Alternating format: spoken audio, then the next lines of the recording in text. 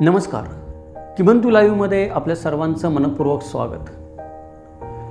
इतिहासकार कसे व्हावे ह्या मालिकेमध्ये आज आपला तिसरा भाग आहे. पहिल्या 2 भागामध्ये आपण पाहिलं की कागदपत्रांचा शोध कसा घ्यावा. दुसऱ्या भागामध्ये आपण पाहिलं की जर तुम्हाला इतिहासकार व्हायचा असेल तर इतिहासकार कसं व्हावं किंवा तुम्ही ज्या व्यक्तीचं पुस्तक वाचता आहात ती व्यक्ती खरोखर इतिहासकार आहे का नाही हे कसं ओळखावं, खरा इतिहासकार कसा ओळखावा.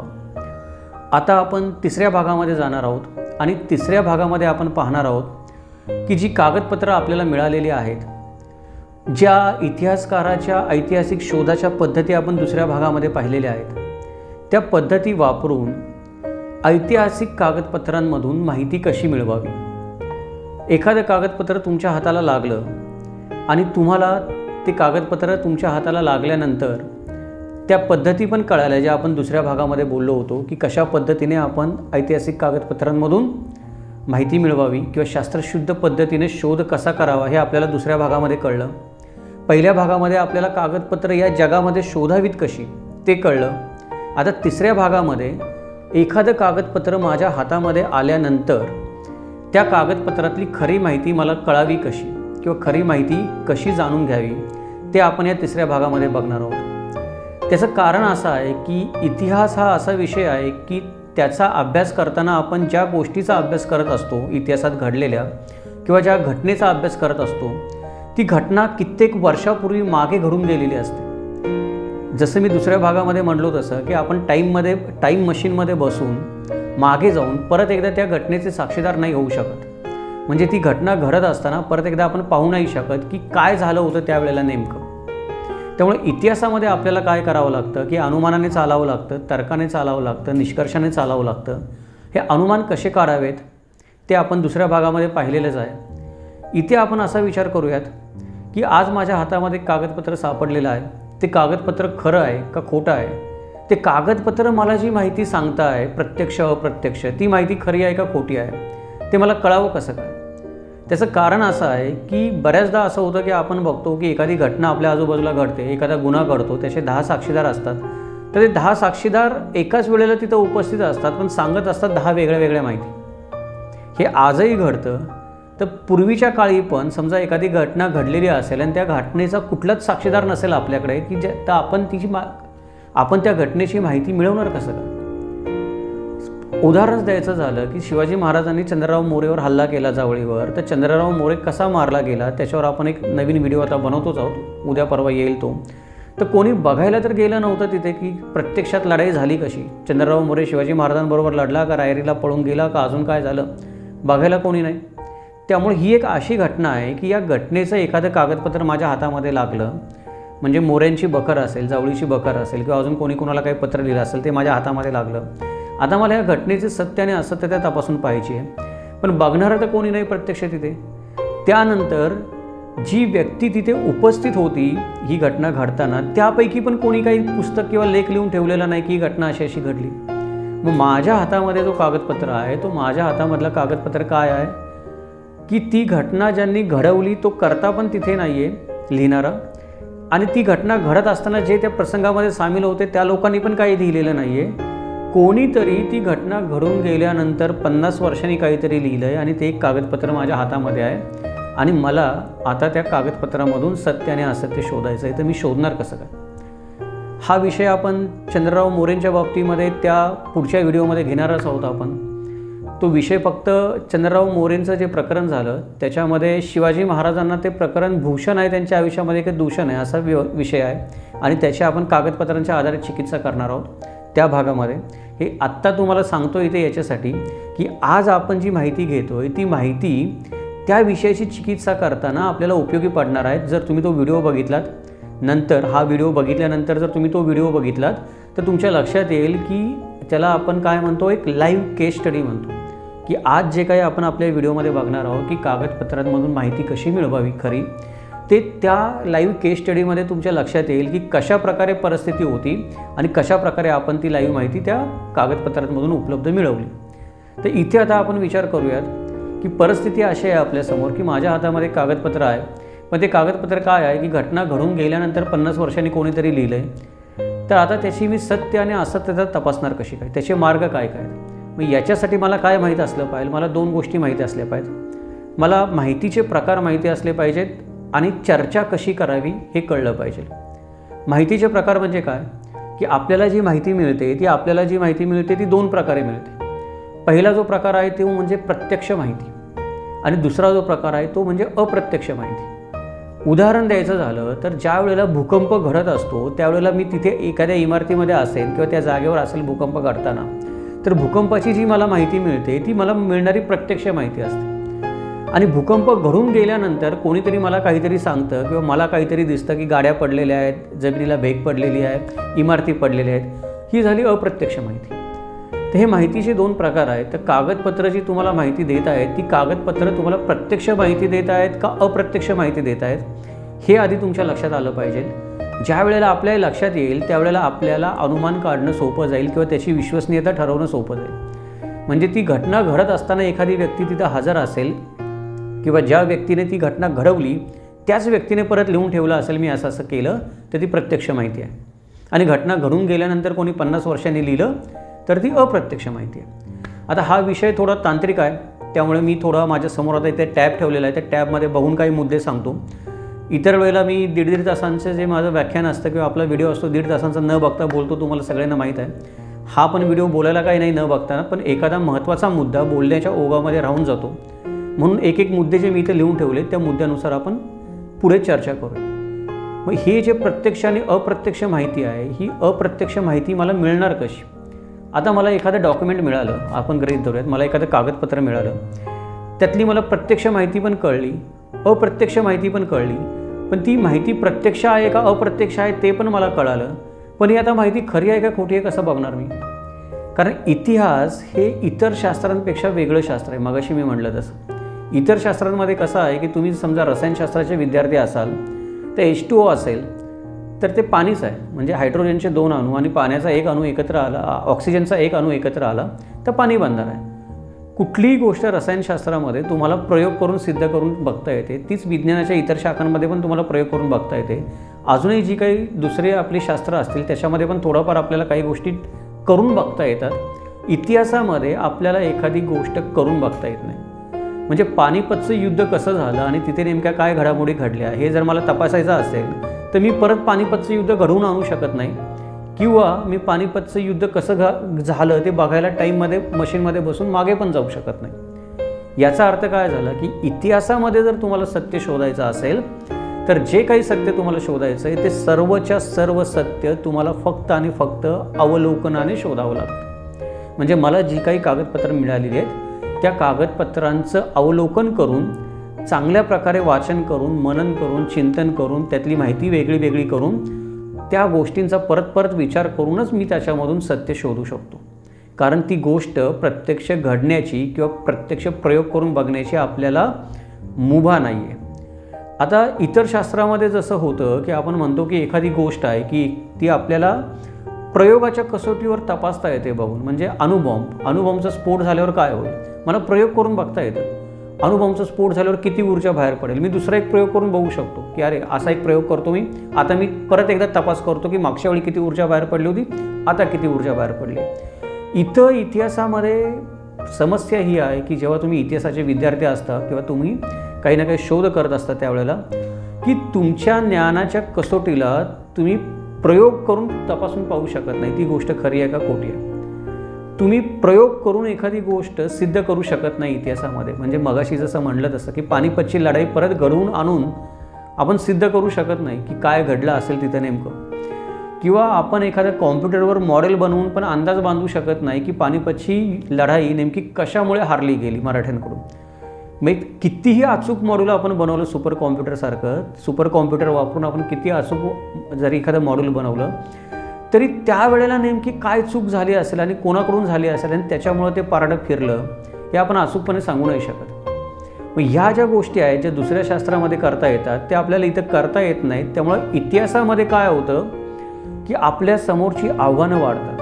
म्हणजे इतिहासामध्ये जर एखादी गोष्ट आपल्याला शोधून बघायची असतील तर आपल्यासमोर काय होते भरपूर आव्हानं होतात आणि ही सगळी आव्हानं आपल्यासमोर वाढतात. आपल्यासमोर पुरावे असतात कागद म्हणून, पण ते पुरावे तपासून बघण्यासाठी आपण प्रयोग नाही करू शकत. त्याच्यामुळे खरं खोटं करायला फार अडचणी येतात. म्हणून इतिहासामध्ये जर तुम्हाला चांगला इतिहासकार व्हायचा असेल किंवा चांगला इतिहासकार कोण आहे ज्याने पुस्तकं लिहिली ते ओळखायचं असेल की हा चांगला इतिहासकार आहे का, किंवा एखादा प्रश्न तुमच्या मनामध्ये पडलेला असेल आणि तो प्रश्न कसा सोडवावा, त्याचं उत्तर कसं मिळवावं तुम्हाला कळत नसेल, शिवाजी महाराजांच्या आयुष्याबद्दल पण एखादी घटना तुम्हाला सतावत असेल की नेमकं काय झालं, तुम्ही कित्येक लोकांची पुस्तकं वाचली, व्याख्यानं ऐकली, व्हिडिओ पाहिले, तरी पण तुमच्या मनाचं समाधान होत नसेल, तुम्हाला शोध घ्यायचा असेल त्या गोष्टीचं नक्की काय झालं, स्वतःच्या मनाच्या समाधानासाठी खरं काय ते मला कळलं पाहिजे म्हणून जर तुम्ही इतिहासाचा अभ्यास करत असाल तर इतिहासामध्ये आपल्याला एक आणि एकच गोष्ट उपयोगी पडते, ती म्हणजे अनुमान. कागदपत्र जे आपल्या हातामध्ये आहे त्याच्यामध्ये जी प्रत्यक्ष अप्रत्यक्ष माहिती आहे त्याच्यावरून आपल्याला गोष्टींचं अचूक अनुमान काढता आलं पाहिजे. अनुमान जे आपण काढतो त्या अनुमानावरून आपल्याला जपून आणि सावधपणे निर्णय घेतले पाहिजेत की ही गोष्ट म्हणजे एखाद्या गोष्टीचं मी अनुमान काढलं, मला वाटतं की चंद्रराव मोरेचा मृत्यू असाच झालेला असावा, हे माझं अनुमान आहे. पण हे अनुमान काढताना ज्या वेळेला मला एखाद्या निष्कर्षाप्रत यायचं आहे आता की ही गोष्ट अशीच घडली असेल, त्यावेळेला मला जपून आणि सावधपणे निर्णय घ्यावे लागतात की तो निष्कर्ष काढण्याच्या आधी. ते करण्यासाठी मला काय करावं लागतं, मला माझी विवेक विचार आणि तर्कशक्ती ही जागृत असावी लागते. माझ्या मेंदूनी विवेक आणि विचार करता आला पाहिजे मला, ज्याला आपण म्हणतो की विवेकी विचारसरणी म्हणतो, त्याची आपल्या मेंदूला सवय असली पाहिजे एखादी गोष्ट बघण्याची. आपल्याला आवडते म्हणून, आपल्याला वाईट वाटते म्हणून भावनेच्या आहारी जर आपण गोष्टी बघत असू तर आपण कधीही खरे इतिहासकार होऊ शकणार नाही. आपल्याला कधीही सत्य कळू शकणार नाही एखाद्या गोष्टीचं. आपण एकतर स्वतःहूनच आपल्या डोळ्यावर पट्टी बांधलेली असेल आपल्या विचारांची, किंवा आपण कशामध्ये तरी भावनांमध्ये वाहून चाललेलो असू. जर विवेक नसेल, तर्कशक्ती जर तुमची काम करत नसेल व्यवस्थित, म्हणजे दोन गोष्टी जर तुमच्यासमोर ठेवल्या तर त्या दोन गोष्टींची सांगड घालून तुम्हाला तर्काने कळलं पाहिजे की हे असं काहीतरी झालेलं असू शकतं. ही जर तर्कशक्ती आपल्याकडे नसेल आणि ती जर आपण डेव्हलप केली नाही, विकसित केली नाही, तर आपण इतिहासामध्ये सत्य शोधू शकत नाही. मात्र या दोन गोष्टी विकसित कशा करायच्या, तर्कशक्ती आणि विवेकशक्ती किंवा विवेकी विचारसरणी, या दोन गोष्टी विकसित कशा करायच्या, त्याच्यासाठी एक महत्त्वाचं साधन आहे, ते म्हणजे चर्चा करणं. चर्चा केल्याने माणसाच्या तर्काला वेगळे वेगळे आव्हानं मिळतात, बुद्धीला वेगळं वेगळं खाद्य मिळतं, विवेकी विचारसरणी आपोआप विकसित व्हायला लागते. जसे वेगवेगळे मुद्दे समोर यायला लागतात, काही सामंजस्याचे असतात, काही विरोधाचे असतात, काही पटणारे असतात, काही न पटणारे असतात. ह्या सगळ्या जंजाळामधून चक्रव्यूहामधून पुढे जाऊन आपण सत्य शोधू पाहत असतो, तेव्हा हळूहळू आपण विवेकी होऊ लागतो. मग या चर्चा कशा कराव्यात, या चर्चा कशा कराव्यात याचे पण काही नियम आहेत. पहिला नियम जो आहे की चर्चा तुम्हाला स्वतःशी पण करता आली पाहिजे आणि चर्चा तुम्हाला दुसऱ्यांशी पण करता आली पाहिजे. चर्चा हा शब्द काढला की आपल्याला नेहमी असं वाटतं की चर्चा ही नेहमी दोन माणसांमध्ये होते. पण ही गोष्ट खरीच आहे की चर्चा ही करण्यासाठी कमीत कमी दोन माणसं असणं गरजेचं आहे. चर्चा ही नेहमी दोन माणसांमध्येच होते, किमान दोन माणसांमध्ये होते. पण जेव्हा प्रश्न इतिहासाचा येतो, आपण इतिहासाच्या अनुषंगाने चर्चा हा शब्द उच्चारतो, त्यावेळेला त्याचे अर्थ बदलतात. त्यावेळेला ती चर्चा असते ती जशी तुम्ही दुसऱ्यांशी करता तशी तुम्हाला चर्चा स्वतःशी पण करता आली पाहिजे. मीच मला स्वतःला एक बाजू घेऊन प्रश्न विचारेल आणि मीच मला स्वतःला दुसरी बाजू घेऊन प्रश्न विचारेल. मी मला स्वतःला शिवाजी महाराज होऊन प्रश्न विचारेल आणि मीच मला स्वतःला अफजल खान होऊन पण प्रश्न विचारेल. मी शिवाजी महाराज होऊन अफजल खानाला प्रश्न विचारेल आणि मी अफजल खान होऊन शिवाजी महाराजांना प्रश्न विचारेल. ही चर्चा आहे. म्हणजे चर्चा मला जशी दुसऱ्या एखाद्या व्यक्तीशी करता आली पाहिजे तशी इतिहासामध्ये संशोधनासाठी चर्चा आपल्याला स्वतःशी पण करता आली पाहिजे. मग इतिहासाच्या अनुषंगाने या ज्या चर्चा आहेत या चर्चांचे दोन प्रकार पडतात. पहिली जी चर्चा आहे तिला म्हणतात बाह्य चर्चा आणि दुसरी जी चर्चा आहे तिला म्हणतात आतील चर्चा किंवा अंतर्गत चर्चा. आता या दोन चर्चा काय आहेत तर या चर्चा लक्षात ठेवा माणसाशी निगडीत नाही आहेत.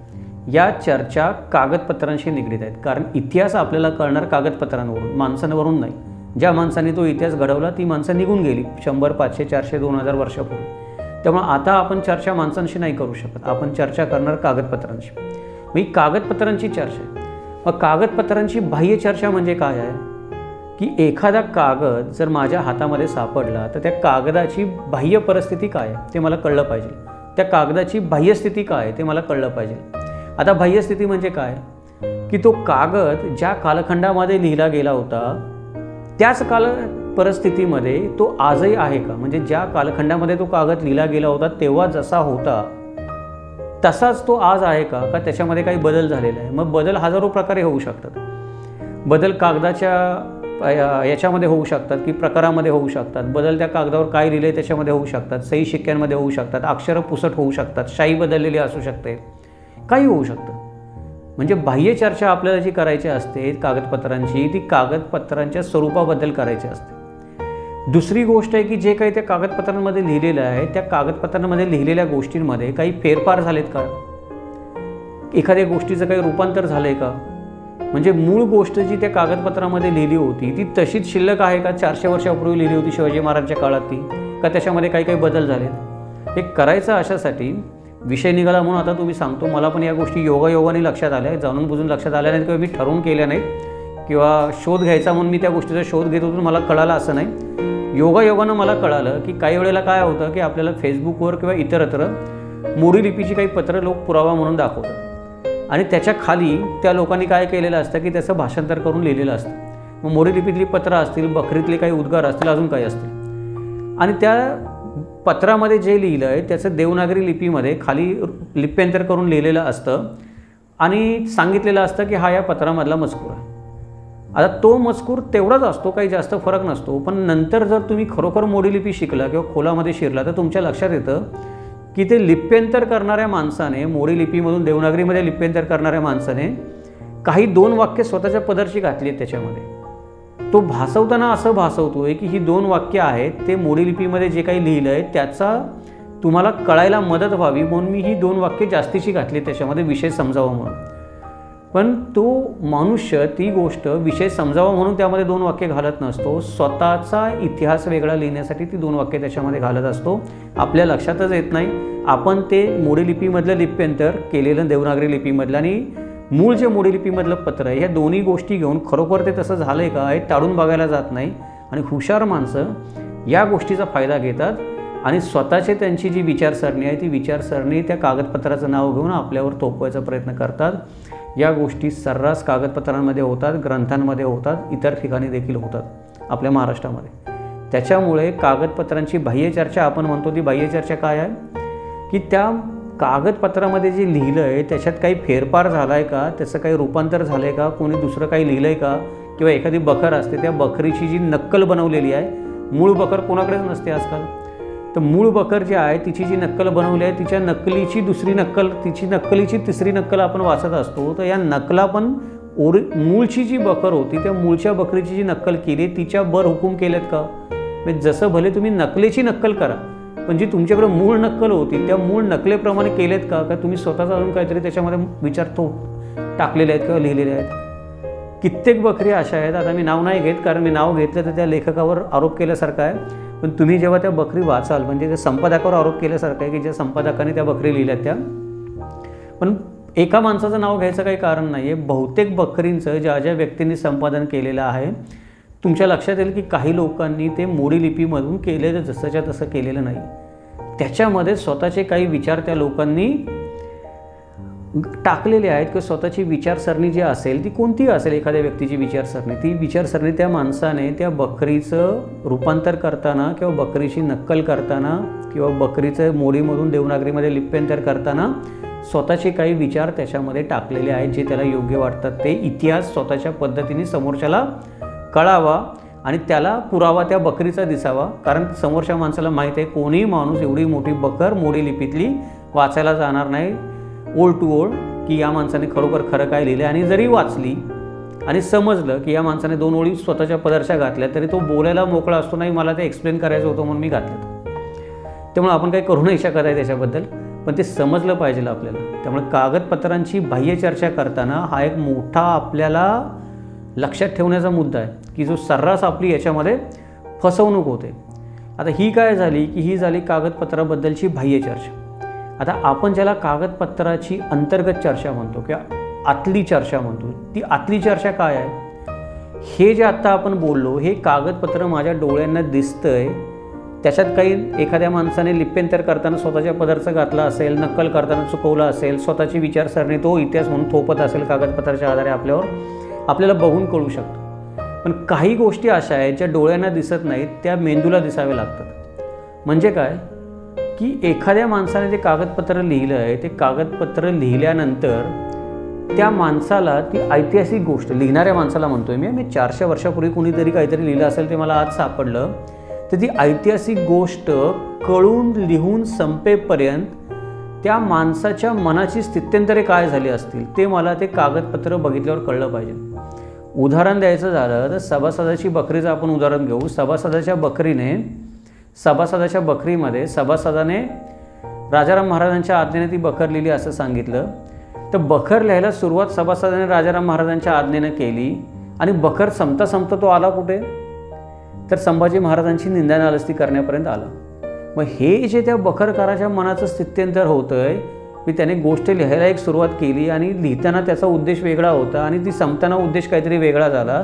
तर कागदपत्रामधली ही अंतर्गत बाब जी आहे ती माझ्या डोळ्यांना ती कागदपत्र वाचताना कळली पाहिजे. हे चालू होतं कुठून आणि संपलं आहे कुठून, कागदपत्रामध्ये लेखक काय म्हणतो, ते लिहिण्यामागचा त्याचा उद्देश काय आहे, त्यानं लिहिलेलं खरं आहे का खोटं आहे, लेखकाच्या समजुती ज्या आहेत ते लिहिताना त्या चूक आहेत का बरोबर आहेत, लेखकाला कोणती साधनं उपलब्ध होती त्याच्यामुळे त्यानं हे लिहिलं, ह्या सगळ्या गोष्टी आपल्या डोळ्यांना दिसत नसल्या तरी वाचताना मनाला कळाल्या पाहिजेत. डोळ्यांना फक्त अक्षरं दिसतात लिहिलेली, त्या अक्षरांमधून जी वाक्य तयार होतात, त्या वाक्यांमधून जे अर्थ निर्माण होतात ते अर्थ डोळ्यांना दिसत नाहीत. ते अर्थ कळण्यासाठी मेंदू जागृत असावा लागतो. याला म्हणतात कागदपत्राबरोबर केलेली आतील चर्चा. म्हणजे तुम्ही ज्या वेळेला एखादं कागदपत्र पाहाल तेव्हा त्याचं बाह्य स्वरूप आणि ते कागदपत्र तुम्हाला काय अर्थ सांगतंय आणि ते अर्थ कसे बदलत आहेत कागदपत्रामध्ये, जसं जसं ते कागदपत्रामधलं लिखाण पुढे पुढे सरकत जाते. म्हणजे बकर फार मोठा विषय झाला, पण एखादं पत्र जरी घेतलं तुम्ही तर पत्र सुरुवातीपासून ते अंतापर्यंत त्याच्यामध्ये पुष्कळ बदल झालेले असतात. पुष्कळ स्थित्यंतरं लिहिणाऱ्या माणसाच्या मनाची आपल्याला दिसत असतात. त्याच्यामधून देखील आपल्याला कित्येक गोष्टींचा अंदाज लागू शकतो. म्हणून आपल्याला या गोष्टी कळल्या पाहिजेत. आता अडचण काय आहे याच्यामध्ये की ठीक आहे, एखादं कागदपत्र मला मूळ सापडलं की सर्वांनी मान्य केलं की हे मूळ कागदपत्र आहे, आता या कागदपत्राचा मला अभ्यास करायचा आहे, तर हे काम थोडं सोपं पण होऊन जाईल. पण इतिहासामध्ये समस्या ही आहे अभ्यास करताना की कागदपत्रच मुळात तुम्हाला अपुरी सापडतात. पूर्ण कागदपत्र कुठलं सापडतच नाही. बकरीतला काही भाग इथे सापडला तर दुसरा तिकडे सापडतो, शकावलीतला काही भाग इथे सापडला तर तिसरा तिकडे सापडतो, एखादं पद्यकाव्य सापडतं ते अर्धे इथे लिहिले दुसरे तिकडे लिहिलेलं आहे. मग या अर्धे मुर्दे जे मला तुकडे सापडतात त्या अर्ध्या मुर्द्या तुकड्यांना गोळा करून परत त्याच्यामध्ये संशोधन करून प्रत्यक्ष अप्रत्यक्ष माहितीची छाननी करून बाह्य चर्चा आणि आतील चर्चा करून खरा इतिहास समोर घेणं किंवा खोट्या माहितीमधून खरी माहिती बाहेर काढणं हे फार दक्षतेचं काम आहे. म्हणजे माणूस खूप दक्ष असावा लागतो.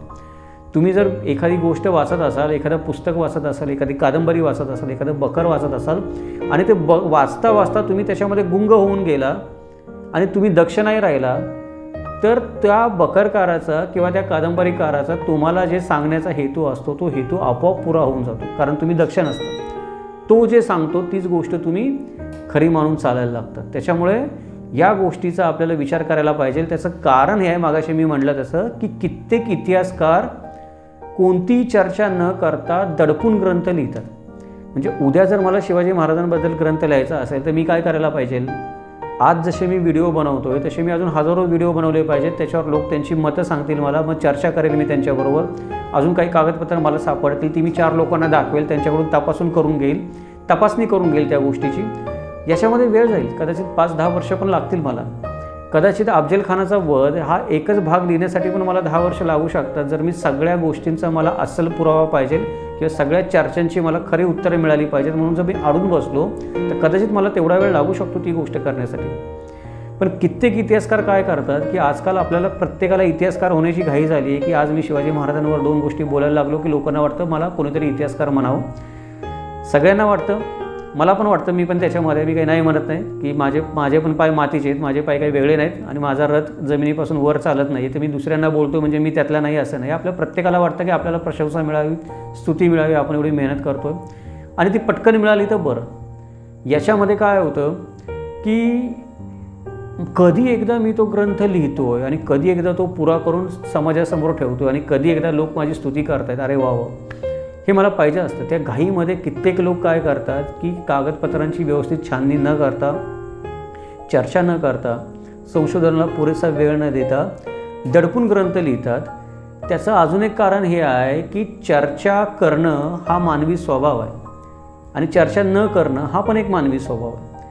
या जगामध्ये तुम्हाला जसं 2 माणसं बोलणारी भेटतील तर 10 माणसं न बोलणारी भेटतील की त्या माणसांना बोलायलाच आवडत नाही, बोलता येत नाही, चर्चा करायला जमत नाही. काही लोकांचा अहंकार आडवा येतो, मी काय चर्चा करू समोरच्या माणसाशी, मी एवढा मोठा माणूस आहे. या सगळ्या गोष्टी ज्या आपण म्हणतो, ह्या गोष्टीमुळे चर्चा घडत नाहीत आणि चर्चा घडत नाहीत त्याच्यामुळे आपल्यासमोर जो इतिहास येतो तो अर्धामुर्धा इतिहास येतो. कित्येक शिवाजी महाराजांवरची पुस्तकं वाचताना तुम्हाला अनुभव पण आला असेल की तुम्हाला वाटलं असेल की अरे ठेवून द्यावं पुस्तक, आता नको वाचायला मला.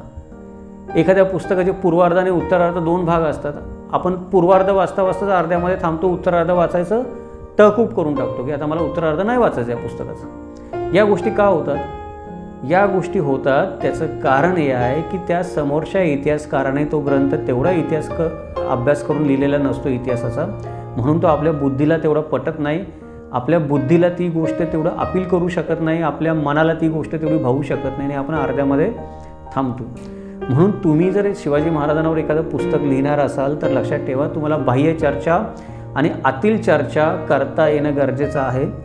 तुम्ही जर वाचक असाल ऐतिहासिक पुस्तकांचे, तुम्हाला ऐतिहासिक पुस्तकं वाचायला आवडत असतील आणि तुम्हाला आनंद सोडून त्या पुस्तकांमधून, म्हणजे आनंद आपल्याला सगळ्यांना मिळतोच ऐतिहासिक पुस्तकं वाचताना, पण आनंदाच्या पुढे जाऊन तुम्हाला त्यातून सत्याची पण भूक असेल की मला सत्य पण समजलं पाहिजे, तर तुम्हाला देखील वाचक म्हणून त्या पुस्तकाबरोबर बाह्य चर्चा आणि आतील चर्चा करता आली पाहिजे. कारण इतिहासाचा प्रांत ज्याला आपण म्हणतो की ऐतिहासिक प्रांत जो आहे तो सर्वस्वी चर्चेचा प्रांत आहे, तो प्रयोगाचा प्रांत नाही आहे. मगाशी मी म्हटलं तसं की इथे इतिहासामध्ये प्रयोग करून कुठलीही गोष्ट तुम्ही सिद्ध करू शकत नाही. तुम्ही फक्त चर्चा केल्याने, कागदपत्रांशी चर्चा केल्याने, मित्रांशी चर्चा केल्याने, माणसांशी चर्चा केल्यानेच ती गोष्ट आपण समजून घेऊ शकतो, सत्याच्या जास्त जवळ जाऊ शकतो. आता काही गोष्टी अशा आहेत की आपण बघतो की काही कारणाने, म्हणजे आता मी तुम्हाला जसं म्हणालो की इतिहासकारांकडून चुकीचा ग्रंथ लिहिला गेला, त्याने चर्चा नाही केली, त्याने घाईघाईने ग्रंथ लिहिला, त्यामुळे तो ग्रंथ चुकीचा लिहिला गेला. तर अशी अनेक कारणं आहेत ज्याच्यामुळे हे ग्रंथ चुकीचे लिहिले जातात. त्यातली काही कारणं मी आता तुम्हाला सांगतो की काय झालं असेल ज्याच्यामुळे, किंवा काय होतं ज्याच्यामुळे एखादा ऐतिहासिक ग्रंथ आहे तो परिपूर्ण ऐतिहासिक ग्रंथ होत नाही किंवा आपल्याला तो वाटत नाही. पहिलं जे कारण आहे की चर्चेची प्रवृत्ती नसल्याने किंवा एखाद्या विषयाची सांगोपांग चर्चा न केल्याने, म्हणजे इतिहासकार जो ते ग्रंथ लिहितोय त्याला लोकांशी बोलायचीच सवय नाही. कित्येक लोक अशा असतात की पुस्तकांच्या कपाटांमध्ये बसलेले असतात, हे पुस्तक घे, ते पुस्तक घे आणि माणसाशी बोलत नाहीत, प्रत्यक्ष ती जागा जाऊन बघत नाहीत, चर्चा करत नाहीत आणि जे कागदपत्र त्यांनी घेतली आहेत ती कागदपत्रांबरोबर पण आत्ता आपण मगाशी म्हटलं तसं आतील चर्चा आणि बाह्य चर्चा करत नाहीत. हे कागदपत्र बघितलं, हा पुरावा बघितला, त्याला हे कागदपत्राबरोबर तारून बघितलं, माझं मत काढलं, लिहून मोकळं. अशा प्रकारे चर्चेची प्रवृत्ती नसल्याने लिहिणाऱ्या माणसाची त्याने लिहिलेलं पुस्तक हे परिपूर्ण पुस्तक होऊ शकत नाही. दुसरी गोष्ट की कधी इतिहासकार काय करतो की एखाद्या विषयाला कमी महत्त्व देतो आणि त्या विषयाकडे दुर्लक्ष करतो.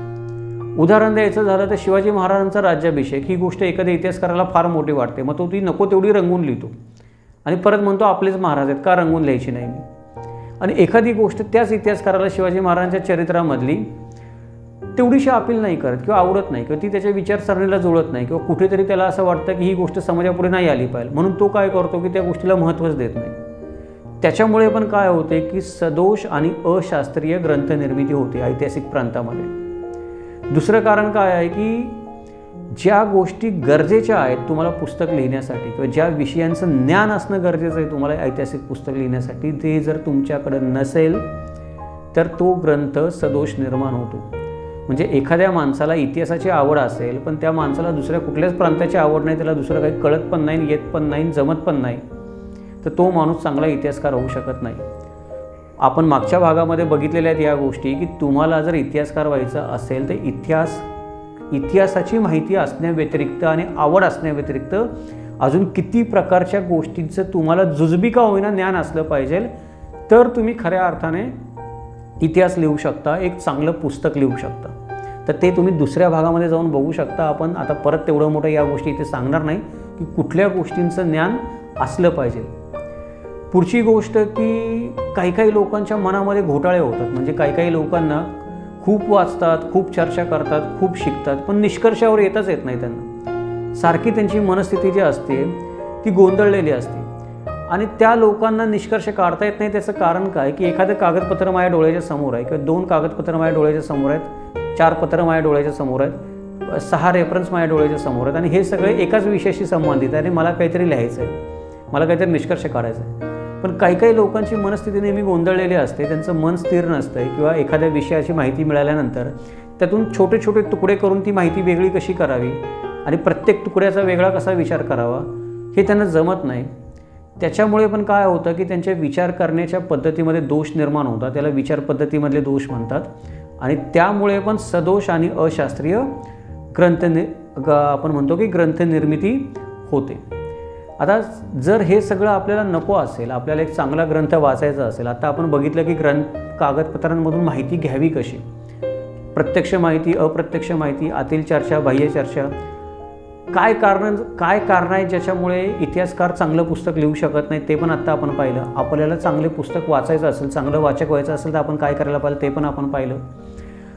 आपल्याला जर थोडक्यामध्ये आता सारांशमध्ये सांगायचं असेल की आत्तापर्यंत आपण जे पाहिलं की कागदपत्रांमधून माहिती गोळा कशी करावी, तर त्याचं एक वाक्यामध्ये आपण असं एक सारांश सांगू शकतो की इतिहासाचं योग्य मूल्यमापन केलं गेलं पाहिजे आणि ते योग्य मूल्यमापन करण्यासाठी पुष्कळ गोष्टी आल्या पाहिजेत. म्हणजे आजचा आपला व्हिडिओ आहे, त्या व्हिडिओमध्ये मी ज्या गोष्टी सांगितल्या की कागदपत्रांशी चर्चा कशी करावी, बाह्य चर्चा, आतील चर्चा, प्रत्यक्ष माहिती, अप्रत्यक्ष माहिती कशी वेगळी करावी, कागदपत्रांमधून ही माहिती कशी मिळवावी, त्याच्याबरोबर मागच्या 2 भागांमध्ये पण आपण जे शिकलो आणि पुढच्या 3 भागांमध्ये पण आपण जे शिकणार आहे, हे सर्व जर आपल्या अंगामध्ये गुण एकत्र आले किंवा या सर्व पात्रता आपण मिळवणं अवघड नाही आहे. जर तुम्हाला सत्य शोधायचं असेल तर तुम्हाला या कसोट्यांमधून जावं लागेल, या शिक्षणामधून जावं लागेल आणि ते अवघड नाही आहे. या पात्रता मिळवणं पण अवघड नाही आहे, थोडा वेळ जाईल पण त्या गोष्टी होऊ शकतात. मग एखाद्या माणसाने करायचं ठरवलं तर असं काही नाही आहे की फार मोठं रॉकेट सायन्स आणि कोणाला जमणार नाही. आपल्या सगळ्यांना जमू शकतं. आवड असेल आणि कष्ट करायची तयारी असेल तर गोष्टी जमतात. समस्या कुठे आहे माहिती आहे का की कित्येक लोक आहेत जे आज आपण पाहतो की 4-2 किल्ल्यांना भेटी देतात, 1-2 संघटना काढतात, काहीतरी 4-5 कागदपत्रांचं पृथक्करण करतात, काही लोक 1-2 पुस्तकं लिहितात आणि मग स्वतःला इतिहासकार समजायला लागतात. लोक पण त्यांना इतिहासकार मानायला लागतात. पण ज्या 2-4 गोष्टी ते लोक बोलत असतात त्याच्या पलीकडे त्यांना काही बोलता येत नाही. तो विषय संपला की त्या व्यक्तीला दुसरं काही बोलता येत नाही. म्हणजे एखादी व्यक्ती शिवाजी महाराजांच्या किल्ल्याबद्दल बोलते, पण त्या किल्ल्याचा इतिहास सांग म्हटलं किंवा शिवाजी महाराजांचा इतिहास त्या किल्ल्याशी जोडलेला व्यवस्थित शास्त्रीय पद्धतीने सांग म्हटलं तर त्या व्यक्तीला सांगता येत नाही. तिला फक्त त्या किल्ल्याला पायऱ्या किती आणि दरवाजा कुठे बांधला तेवढंच सांगता येतं आणि ती व्यक्ती स्वतःला इतिहासकार म्हणवते. मग त्या व्यक्तीमध्ये हा दोष का निर्माण होतो, तर ह्या ज्या पात्रता आहेत इतिहासकार होण्याच्या किंवा सत्तेच्या जास्त जवळ जाण्याच्या.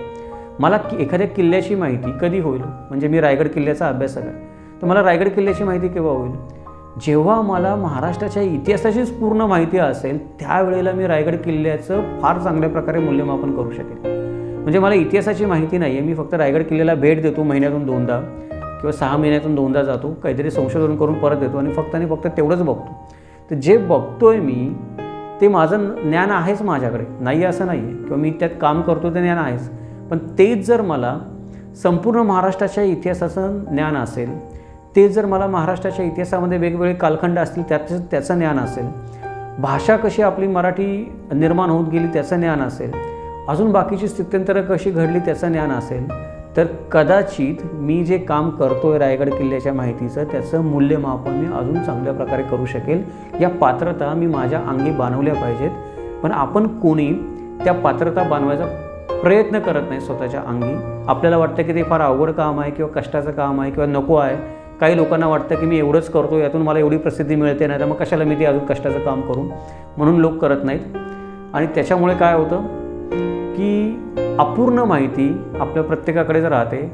ज्या गोष्टीचा आपण अभ्यास करतो आहे त्या गोष्टीचं पण मूल्यमापन आपल्याला करता येत नाही व्यवस्थित रीतीने. पुरावे मिळाले म्हणजे ती गोष्ट आपल्याला कळाली असं नाही आहे. पुरावे मिळाल्यानंतर त्या पुराव्यातमधून छाननी करून प्रत्यक्ष अप्रत्यक्ष माहिती बाहेर काढून कागदपत्रांची बाह्य चर्चा करून त्या कागदपत्रामध्ये काय अर्थ निघतो, लेखकाची मनस्थिती काय झाली होती ते सुरूपासून शेवटपर्यंत, हे जोपर्यंत आपण करणार नाही, शिकणार नाही आणि याच्यामध्ये आपण नुसतं आलं नाही पाहिजे, आपल्याला महारथ हासिल झालं पाहिजे याच्यामध्ये. म्हणजे कोणतंही पत्र बघितलं तर मला 2 मिनिटामध्ये कळलं पाहिजे अरे ही अमुक अमुक सनद आहे, पण याच्यामध्ये वरती नेहमीसारखा शिक्का नाही आहे किंवा हे लिहिलं आहे, पहिलं वाक्य लिहिलं आहे आणि शेवटचं वाक्य लिहिलं आहे ते मला जुळलेलं वाटत नाही, एकाच माणसाने लिहिलं असं वाटत नाही किंवा मध्ये 2-3 वाक्य कोणीतरी मला टाकल्यासारखी वाटत आहेत. कारण ती टाकल्यासारखी का वाटतात 2 वाक्यामध्ये, तर अर्थ वेगळाच निघत असतो त्यातून. जर एकाच माणसाने ते लिहिलं असेल तर एकाच माणसाच्या मनाचं स्थित्यंतर त्याच्यामध्ये उमटलेलं असतं त्या भाषेमध्ये, शैलीमध्ये. जर कोणीतरी त्याच्यामध्ये 2 ओळी घुसडल्या असतील नवीन तर तो अर्थ बदलतो. त्याचा जो समतोल असतो त्या पत्राचा, त्यातून जो अर्थ निघतो तो समतोल बदलतो. आणि या गोष्टी आपल्याला हळूहळू अनुभवाने, सरावाने यायला लागतात आणि सत्य आपल्या समोर यायला लागतं. तर हा होता आपला आजचा भाग 3, ऐतिहासिक कागदपत्रांमधून माहिती कशी मिळवावी किंवा सत्य कसं शोधून काढावं ते. पुढच्या भागामध्ये आपण चर्चा करणार आहोत की ही बाह्य चर्चा आणि आतील चर्चा जे आपण बोललो ते आपण फक्त आता त्याची ओळख करून घेतली. तर वास्तवामध्ये एखाद्या कागदपत्राची बाह्य चर्चा कशी करावी, वास्तवामध्ये खरोखर त्या कागदपत्रामध्ये खोलवर जाऊन कसा त्यातून अर्थ वेगळा काढावा, कसा त्यातून वेगळे वाक्य वेगळी करून प्रत्येक वाक्याचा वेगळा अर्थ काढून ते सर्व अर्थ एकत्र जोडून सत्य कसं शोधून काढावं ते आपण पुढच्या भागामध्ये पाहणार आहोत. तोपर्यंत आपण इथेच थांबूयात. हा भाग तुम्हाला कसा वाटला ते तुम्ही मला अवश्य कळवा. आणि जर काही मी तुम्हाला मदत करू शकेन, एखादी तुम्हाला शंका असेल किंवा अडचण असेल आणि हा भाग किंवा ही आपली मालिका पाहिल्यानंतर तुम्हाला वाटत असेल की मी काही तुम्हाला मदत करू शकेल एखादी गोष्ट समजून घेण्यासाठी, तरी पण मला अवश्य कळवा. कारण तुम्हाला मदत करता करता मला पण 2 गोष्टी कळतील. आणि ज्ञान हे असंच वाढतं. आपण दुसऱ्याला मदत केल्याने वाढतं, चर्चा केल्याने वाढतं, सहभागी झाल्याने वाढतं. मी माझ्या घरामध्ये बसून 4 पुस्तकं वाचून व्हिडिओ बनवण्यामध्ये मजा नाही आहे, त्याने ज्ञान वाढत नाही. आपण जेव्हा सगळेजण मिळून बोलू, एकमेकांशी चर्चा करू, कागदपत्रांशी चर्चा करायला लागू, त्यावेळेला ज्ञान वाढतं. म्हणून अवश्य कळवा. जर तुम्हाला काही मदत करू शकत असेल मी तर मला आनंद होईल. भेटूयात आपण पुढच्या भागामध्ये. जय महाराष्ट्र.